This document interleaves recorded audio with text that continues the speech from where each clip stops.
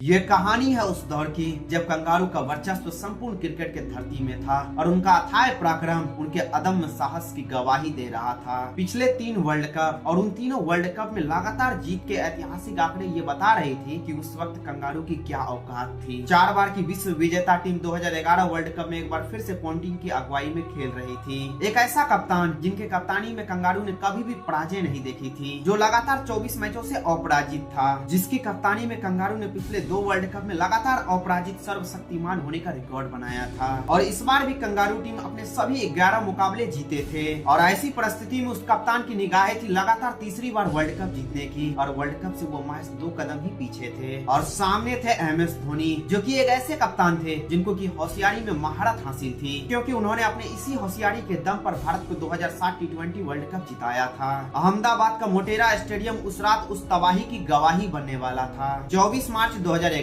आज के दिन या तो कंगारू का घमंड टूटने वाला था या फिर वो घमंड हमेशा के लिए जारी रहने वाला था। टीम इंडिया को एक तरफ से जहां होम एडवांटेज था, वहीं दूसरी तरफ कंगारू को एडवांटेज से कोई मतलब ही नहीं था। जिनके सामने होम किसी का भी हो, एडवांटेज तो उनका ही होता था। पिछले 3 वर्ल्ड कप से अपराजित कंगारू आज टीम इंडिया के समक्ष खड़े थे और ऐसे हालात में उनके ये आंकड़े बता रहे थे कि होम किसी का भी हो, राज तो कंगारुओं का ही होता है। क्रिकेट कहीं पर भी हो, पिछले 3 वर्ल्ड कप से राजा हमेशा कंगारू ही होता था। और ऐसे ही हालात और इन्हीं बयानों के बीच में 2003 वर्ल्ड कप का वो हार हमारे आंखों के सामने बार बार आ रहा था। अहमदाबाद का मोटेरा स्टेडियम उस दिन घमंड के तबाही का गवाही बनने वाला था। नमस्कार दोस्तों, आप देख रहे हैं अर्जुन शर्मा XY3 के एक स्पेशल एपिसोड, कहानी अपराजय कंगारू के घमंड के सर्वनाश की। 24 मार्च 2011 वर्ल्ड कप 2011 का क्वार्टर फाइनल मैच। एक और जहां दिग्गजों से लैस कंगारू टीम थी, वहीं दूसरी ओर MS धोनी की नई नवेली टीम इंडिया। कंगारुओं के पास अपने रफ्तार से कहर बरपाते तेज गेंदबाज थे, तो बल्लेबाजी में एक निडर पराक्रमी बल्लेबाजी क्रम। वहीं दूसरी ओर कप्तान महेंद्र सिंह धोनी द्वारा तैयार की गई नई नवेली टीम इंडिया थी, जिनमें कुछ के पास अनुभव, पराक्रम और विश्व का सबसे कीर्तिमान खिलाड़ी होने का गौरव था।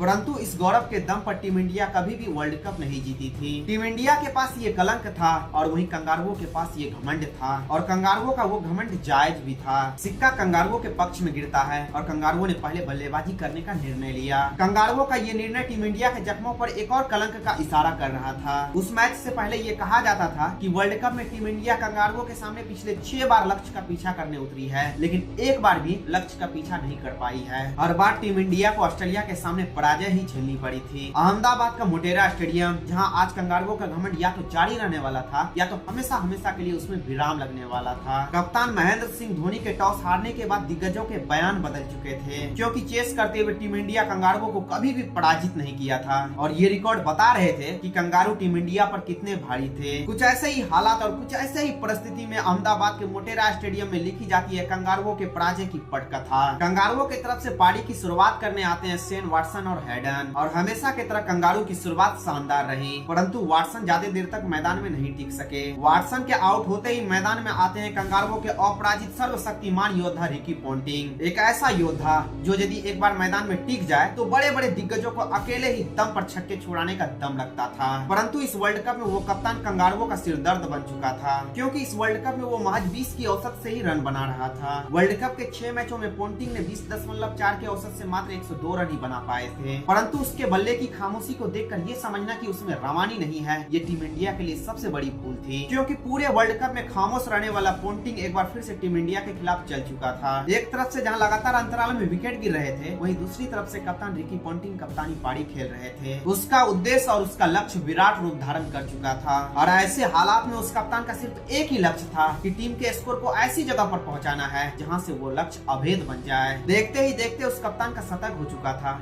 और कंगारू टीम का स्कोर भी 260 रनों के एक सम्मानजनक स्कोर तक पहुंच चुका था। अब टीम इंडिया के पास 261 रनों का लक्ष्य था, परंतु ये लक्ष्य कंगारू गेंदबाजों के सामने 300 रनों से कम नहीं था। मोटेरा के इस धरती में कंगारू का वो घमंड आज या तो ध्वस्त होने वाला था या हमेशा हमेशा के लिए जीवित रहने वाला था। टीम इंडिया के गेंदबाजों ने अपना काम कर दिया था, अब बारी थी टीम इंडिया के बल्लेबाजों की। टीम इंडिया की ओर से पारी की शुरुआत करने आते हैं सचिन और सहवाग। टीम इंडिया की शुरुआत कुछ खास नहीं रही, क्योंकि 44 रनों के भीतर ही टीम इंडिया ने सहवाग के रूप में अपना पहला विकेट खो दिया। लेकिन गंभीर और क्रिकेट का भगवान टीम इंडिया को संभालने का प्रयास करते हैं, परंतु सॉन्टेट का एक गेंद क्रिकेट के भगवान को भी पवेलियन का रास्ता दिखा देती है। ऐसे हालात में टीम इंडिया अपने दोनों ही ओपनर्स को खो चुकी थी। एक के बाद एक टीम इंडिया के विकेट गिर रहे थे। ओपनर ओपनर्स के आउट होने के बाद गंभीर और विराट भी टीम इंडिया का साथ छोड़ चुके थे। 168 रनों के स्कोर पे इंडिया अपने 4 विकेट खो चुकी थी और अब अगले 101 गेंदों में टीम इंडिया को 93 रनों की जरूरत थी, जो कि असंभव नहीं था, परंतु कंगारू गेंदबाजों के सामने आसान भी नहीं था। 101 गेंदों में 93 रन बनाने के लिए क्रीज पर मौजूद थे टीम इंडिया का कप्तान MS धोनी और टीम इंडिया का जान युवराज सिंह, परंतु 187 रनों के स्कोर में टीम इंडिया का कप्तान भी टीम इंडिया का साथ छोड़ चुका था। अब आधे से अधिक टीम इंडिया पवेलियन पहुंच चुकी थी। अब संकट के बादल टीम इंडिया के सर पर मंडरा रहे थे।